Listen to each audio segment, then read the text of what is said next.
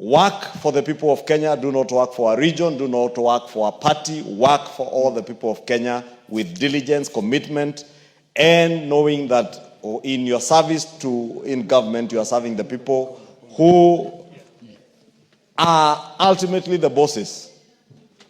The appointing authority may be your boss, but ultimately the boss is the people of Kenya, and serve them with commitment. There are challenges, and I am very certain that Dr. Oluga knows the challenges that have been there in the health ministry. I am very confident with the leadership of CS Aden Duale at the helm now at the Ministry of Health. The issues that we have seen in the past, that house being nicknamed Mafia House, Duale and PS Oluga will clean out the mafia.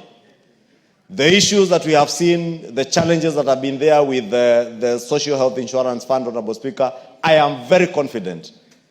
My predecessor, Honorable Aden Duale, together with Dr. Oluga, have now what it takes to combine the leadership skills and the wisdom of CS Aden Duale and the professionalism and experience of Dr. Oluga to fix what has not been right at Afya House.